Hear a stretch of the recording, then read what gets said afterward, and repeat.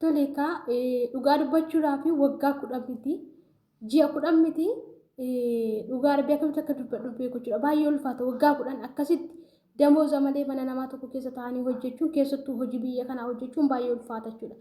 Ashama harka fuudhee akkam jirtu hordoftoota siifan gindoo bakka jirtanitti dhageenya faraarri waaqayyoo isiniif haa baay'atu anaa dhufu baga nagaa dhuftan isinii jechuun jaalladha.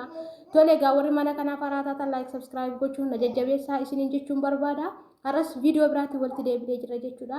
Egaa suura obboleettii kun bukkee kanatti agartan kana jechuudha. Obboleettiin kun kan ishiin jirtu biyya Saawudii Arabiyaa kana keessadha jechuudha. Haa ta'uyyuu malee obboleettiin kun erga dhuftee waggaa 10 jechuudha. Gaafa biyyaatii dhufee waggaa 2 tan deebi'a jedhee maatii koo biraa bahee dhufe jettee egaa namni hin baha malee akkatti galu beekamu isiniin jechuun barbaada. Obboloota koo dhugaa dubbachuudhaaf namni hin baha malee hin baana malee guyyaa galu hin beeknu jechuudha. Baay'ee ulfaataadha. Kanaafuu maal isiniin jechuun barbaade daa'ima afaan isinii waraabaan jira. Kanaafuu maal isiniin jechuun barbaade yeroo tokko baay'ee ulfaata jechuudha dhugaa dubbachuudhaaf jireenyi gola ormaa akka garaa ofii namaan ta'u akka yaadan namaan ta'u baay'ee ulfaataadha jechuudha. Garuu waan hunduma keessatti immoo waaqayyo danda'a waan hunduma keessatti immoo waaqayyo nama dandeessisa.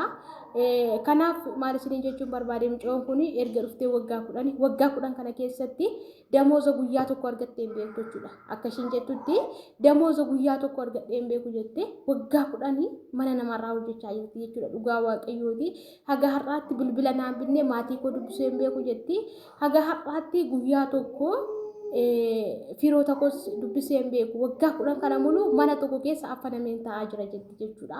Waan baay'ee nama gaddisiisudha jechuudha. Kuni dadhabbina eenyuti dadhabbina ishii fi dadhabbina maatii ishii jechuudha.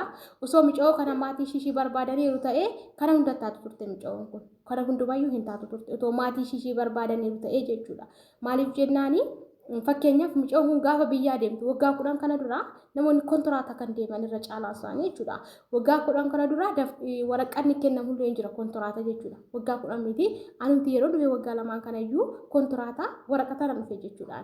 Kanaaf waraqata suni osoo biyyatti koppii gootee maatii ishiitti kennattee raattee aga kana hin teessu turte mucoon kun jechuudha. Qaata lafa hin barbaanne tokko bakka fedha ishii hin taane tokko waggaa 10 miti guyyaa 10 taa'uudhaaf waan inni ture mirga hin qabdu jechuudha. Dirqama hin qabdu jechuudha. Bahuuf mirga qabdi. Garuu inni kun maalidha? Kana gochuudhaaf yoo namni dudduuba ishii jiraate kana gochuudhaaf yoo nama gahaa tokko nama mucoo kana hordofu tokko yoo qabaattedha. Mucoon kun eessa jirti? Maalirra jirti? Eessa oolte oolmaa isheerraa akka bidha jedhanii namoota dubbata yoo qabaattedha jechuudha. Egaa mucoon kun osoo nama ishii hordofu qabaatteeti ta'ee otoo namni maal taate maalirra jirta eessa geessaa ishiidhaan jedhu otoo jiraateera ta'ee waggaa 10 kana miti ji'a 10 teessu turte jechuudha. Maaliif jennaan mucoon kun gaafa manaa baate yookaan maatis yoo qabaatte maatii ishii gara biyya kanaatti gaafa ishii gaggeessanii karoora tokko waan tokko yaadaniitiin kan ishii gaggeessan jechuudha. Kanaafiyyuu namni zim jedhee karoora tokko malee manaan bahu isinii galee fakkeenyaaf amma nuti shamarranii warroonni karaa abbaa manaa keenyaas karaa maatii keenyaas yoo dhufne miindaa tokko osoo hin ergin ji'a 3 ji'a 4 yoo teenye eessatti ergitee eessa dhaqee jedhamee nu gaafatamuu hin danda'a. Beektumtii kana nu gaafatu maatiin keenyas ta'e abbaa manaa keenyas ta'e jedhu. Maaliif jennaan gaafa manaa baane kaayyoodhaaf manaa baane waan ta'eef jechuudha. Garuu mucoon kun bilbilas namni ishiidhaa bilbiluu dadhabuun mucoon kun maalirra akka jirtu ishiin dadhabuu isaa maalidha nama hin qabdu akka ishiin nama hin qabne agarsiisa jechuudha. Osoo nama qabaatte waggaa 10 birrii tokko malee hin teessu jechuudha. Dhugaa isin jedha. Mucoon kun nama qoonqoo ishii qofatti nyaatte malee waan tokko yoo dhala qabaattis dhala kootiifan kana godha jettee wanta wanni hedduu qabdu yoo maatii dadhabaa qabaattis maatii koo dadhabaa harmee koo abbaa koo gargaara jettee wanta dubbatu tokko yoo qabdu jechuudha. Dhugaa rabbii akka jettutti lubbuu kootiifuu baay'ee sodaachaa jira. Lubbuu kootiifuu na qaqqabaa jechaa jirti jechuudha. Bilbila waggaa 10 teessee bilbila hin qabanne jechuun dhugaa rabbii baay'ee nama garrama. Manni tokko baay'ee nama garrama jechuudha. Cakkaanyotatu jiru cakkaanyota. Laala gaga har'aatti biyya Saawudii Arabiyaa kana keessa jirti. Waggaa 10 affanamtee jechuudha mana tokko keessa. Dhugaa rabbii. Kana jechuun baay'ee waan nama gaddisiisudha jechuudha. Dhugaa waaqayyo kan ishii booda dhufes galee yookiin dahee mana godhateera ta'a yookiin mana ijaarratee boqoteera ta'a. Kan ishii dura dhufes akkas godheera ta'a. Har'a garuu mucoon kun osoo hin beekamin yaadan beekamin affanamtee mana tokko keessa gaafa teessu nama dhabuu ishiirraan kan ka'e nama duuba ishiirraa dhabuurraan kan ka'e maal taate maal rakkattee nama jedhee sagalee ishiidhaa ta'u dhabuu ishiirraan kan ka'e hamma kana teessee jechuudha. Waan baay'ee nama gaddisiisudha kun dhugaa rabbii. Amma warroota akkas akkasii carraa argatanii warra bahanii dubbata ta'edha isaan kun. Amma mucoon kun bilbila goddanyaa hiriyaa goddanyaa shirraan mana namaa dhaqxeetu achitti namatu sagalee kana isheedhaaf kenne akka ishee sagalee kana dabarfatu taasise muca'oo kana jechuudha. Isinii galee garuu baay'ee isaanii kan ammammaatti sagalee karaa itti sagalee isaanii ibsatan dhabanii mana tokko keessaa kan gadi hin baane jiru danuu isaaniitu jiru. Dubbatachuu kan hin dandeenye jechuudha. Kun immoo egaa kun dadhabbina maaliiti? Dadhabbina mootummaa keenyaati. Osoo mootummaan keenyi gaafa namoonni keenya deemu akkuma nuti daataadhaan dhufnu yookaan sakatta'amnee dhufnu otoo akkuma kanaa daataadhaan sakatta'amnee galla ta'ee eenyutu hojjetatee galaa jira? Eenyutu mo'annechaa jira? Jedhee mootummaan keenya arreenji godhatee wayiin akkasuma ajeensonni suni gaafa dhufne daataadhaan dhufnaame. Ammas gaafa gallu akkuma kana daataadhaan otoo deebinee galla ta'ee sakatta'amnee soo galla ta'ee yaa meeqatti deebi'ee waraabaa jira kanaaf dhiifama. Kanaafuu maal isiniin jechuun barbaada seetanii walumaa galatti kuni dadhabbina mootummaa keenya akka ta'e hin ibsa jechuudha. Dadhabbina mootummaa keenya akka ta'ee fi rakkoon mootummaa keenyaaf ajeensi keenya bira akka jiru hin ibsa jechuudha. Kun immoo osoo ijoolleen biyya arabaa keessa jiran hundumti isaanii karaa peejii qabanii feesbuukis haa ta'u tiiktookis haa qabu instaagiraamis haa ta'u karaa hundumaan otoo bahanii hundi isaanii tokkummaadhaan sagalee ta'u ta'eeti wanta akkasii kun furmaata argachuu hin danda'a. Maaliif hojjettanii fakkeenyaaf danuu isaaniitu ukkaanfamanii jiru. Danuu isaaniitu du'anii bakka isaan awwaalaman dhabamanii jiru. Danuu isaaniitu hamma har'aatti qoonnanii kan hin mul'anne kan warri isaanii boohanii gatanii lubbuudhaan kan jiran danuu isaaniitu jiru. Dhugaa isiniin jedhaan. Kun immoo maalidhaa? Osoo ijoolleen keenya tokkummaa qabaatanii ijoolleen biyya arabaa keessa jiran ijoolleen Itoophiyaa sanyii fi amantii wal qooduu dhiisanii osoo tokkummaadhaan bahanii sagalee ta'u ta'anii osoo wanti akkasii nurraa haa dhaabbatu jedhu ta'anii boruttis ta'uu hin danda'u sila warri darbanis warri ukkaanfamanii jiranis yeroo gabaabaa keessatti bahuu hin danda'u turan. Isinii galee maaliif jennaani tokkummaa yoo jiraate wanti hundi kamiyyuu diigamuu hin danda'a waan ta'eef tokkummaa inni ijaaras hin diigas. Tokkummaan humna of keessaa qaba waan ta'eef jechuudha. Namni mana tokko keessa jiraachuu kan danda'u dhirsaaniitiin yoo tokkummaa qabaatanidha. Isinii galee yoo tokkummaa qabaatan yoo tokkummaan jiraate dhirsaaniitiin walii galanii jiraachuu danda'u. Kanaaf lammii biyya ormaa unuuf maallu godha. Nuti Itoophiyaan walii keenyayyuu Oromoo taanee Oromoon Oromoo wal qoodaa jira waan ta'eef. Isinii galee Itoophiyaa keessa taa'ee namoonni Amaaraa Oromoo maali jedhanii wal qoodaa jiru. Kanaafuu nuti immoo biyya kana keessatti ati Oromoodha ati Amaaraan ati Tigireedha ati maalidha namni nuun jedhu jiru. Andi dha Itoophiyaawii bakka tokko Itoophiyaadha nuti walumaa galatti malee ati Amaaraadha ati Itoophiyaadha ati eenyudha kan nuun jedhu jiru. Garuu kana keessatti gahee guddaa kan taphachuu danda'u otoo Itoophiyaan hundi tokko ta'e otoo Itoophiyaan hundi ijoollee biyya arabaatiif sagalee ta'e furmaata argachuu danda'a. Amma Oromoo qofa miti Amaaraan akkasuma kaannan Tigireen akkasuma kaannan Itoophiyaan muluudha bakka biyya kana keessatti kan rakkatu jechuudha. Iddoo fedhe yoo ta'e jechuudha. Kanaafuu kun immoo tokkummaa Itoophiyaa dhabuu ishiiti ibsa jechuudha. Kanarratti gahee guddaa kan taphachuu qabu dhaabbatoota immijeensiti. Dhaabbata ajeensotaati jechuudha. Warri immijeensii yookaan itti gaafatamnoonni warra paaspoortii federaalaa osoo dhimma kanarratti gadi fageessanii waa'ee isaarratti propoozaala isaa osoo seeraan hojjetu ta'e kun hundumtu ta'uu qabu.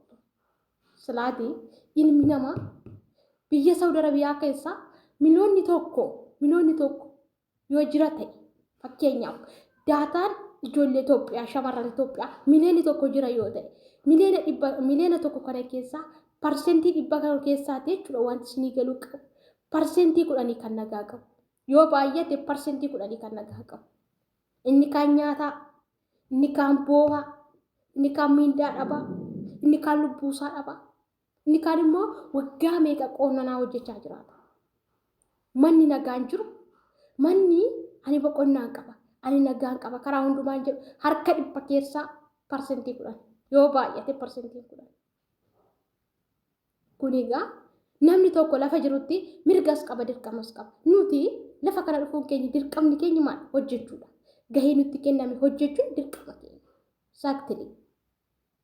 Fakkeenyaaf ani nyaataan lafa kana yoo dhufe yoo ta'e dirqama nyaata kana hojjechuun dirqama kooti. Mirga koo miti dirqama kooti. Maaliif achii kanaan dhufe. Garuu kanarratti hojii biraa dabalatee hojjechuun immoo mirga kooti. Osoo gadi fageenyaan mootummaan keenya waa'ee kanarratti qorata ta'e akkasitti ijoolleen keenya qoononanii akkasitti ijoolleen keenya gola ormaa keessatti rakkatanii turan. Yaa ugaa Oromoon gaafa mammaa kun maal jedha? Walii galan alaa galuu jedha. Kana jechuun maal jechuudha beektanii? Itoophiyaan ofii isheetu tokkummaa waan hin qabnee fi ofii ishee keessattuu tokkummaa hin qabdu. Nageenyi biyyaa eegamaa jiru, nageenyi ola deemaa eegamaa jiru, jaarsolii abbootii amantii eegamaa jiru waan ta'eef. Sinii galee biyya kana keessatti immoo dhufee nageenya ijoollee biyya Arabaa eessa jechuun no sob. Eessaa dursa beektaa inni dursu mana ofii keessaa dursa. Wanti kamu sinii galee yoo mana jirtu keessatti nagaa yoo jiraate ati eenyuuf yaadda? Ganda keetiif yaadda. Ganda keessa nagaa yoo jiraate eenyuuf yaadda? Akkanuma ol dabarte warra aanaatiif yaadda. Aanaan gara godinaa gara federaalaa. Sinii galee nagaan eessaa kaa xiqqaarraa kaa. Kanaaf eessaa kaa nagaan xiqqaarraa kaa waan ta'eef jechuudha. Osoo nagaan biyya keenya keessa jiraate nus biyya kana keessatti nagaa arganne mootummaa keenya seera keenya nuuf kabachiisee jiraanna dhufe. Amma mee biyyoota Filiippiins fudhadhaa warroota Balgaadees warroota jedhaman laala. Tokko warra maatii isaaniitti beeverii isaanii hin taanetu dhufee lafa kanatti rakkataa malee akka kanaatti uummanni isaanii baay'inaan rakkatuun hin jiru. Maaliif biyyi isaanii nagaa qaba mootummaa isaanii seera beeka. Biyya jiru keessatti nageenyi biyya isaa eegamaadha. Asis yoo dhufanii nageenyi ijoollee biyya hambaatti hojjetachaa jiranii eegamaadha. Kun eessaa ka'ee mootummaa isaaniirraa ka'ee gadirraa ka'eeti nagaatu waan jiruuf. Kun immoo ammallee rakkoo biyya keenyaarraan kan ka'e rakkoo biyya keenyaa nagaa dhabuurraan kan ka'e ijoolleen keenya asis dhufanii dararamaan itti baay'atee jira. Warreedii wanti isinii jechuu barbaade walumaa galatti inni ta'eera. Kan gara fuulduraatti ijoolleen ammallee kontoraataan dhuftanii waraqaa ofirraa qabdu akka barbaadanitti mirga keessa falmachuu dandeessu. Mirga namaa dhiibina mirga keessa falmachuu dandeessu. Warri immoo waraqaa qabdanii ajeensiin isin fidee jira. Amma immoo sooshaal miidiyaan toleera waan ta'eef achi teessee waggaa 10 hin eegin guyyaa ji'a 10 hin eegin miindaa keerra guyyaa 10 darbee jenna maatu si teesseeni. Ati koo biyya kana kan dhufte hojjettuudhaafidha malee tola isaanii hojjechuuf miti. Guyyaa 10 miindaan kee darbe taanaan bahii himadhu bakka wanti dhufu hin jiru. Mirga qabu isaanis dirqama qabu isaanis akkuma nuti mirga qabnu dirqama qabnu isaanis mirga birrii keessii kanfaluu qabu. Dirqama birrii keessii kanfaluu qabu. Mirga si hojjechiifachuu moo qabu. Kun yoo jirudha. Kanaaf ammallee ijoolleen keenya of eeggannoo cimaa taasisaa. Wanta akkasii sodaa keessanirraa kan ka'eef jettanii waggaa 2 waggaa 3 tola namaaf hin hojjetina. Maal taanaan tola namaa hojjeta. Ji'a tokko maaf taanaan tola namaa hojjeta. Kun yoo ofii keenya fitee jabduu taane yoo abbaan iyyate ollaan nama birmataadha. Yoo ofii keenya fitee jabduu taane inni kan dhufee nu birmachuu danda'a waan ta'eef. Gaafa miindaan keenya guyyaa 10 irra darbu dirqama keenya baachuu qabna dafnee. Malee ji'a dhufu naa kenniti isa sunfaana.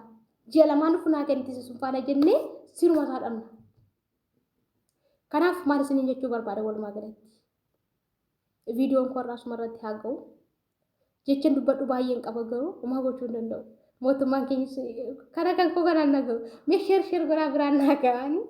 Kanaafuu turtii gaarii naa qabaadha walumaa galatti. Baay'een isin jaalladha baay'een isin kabaja. Of eeggannoo cimaa taasisaa ammallee ijoollee keenya irra deebiidhaan. Baay'ee.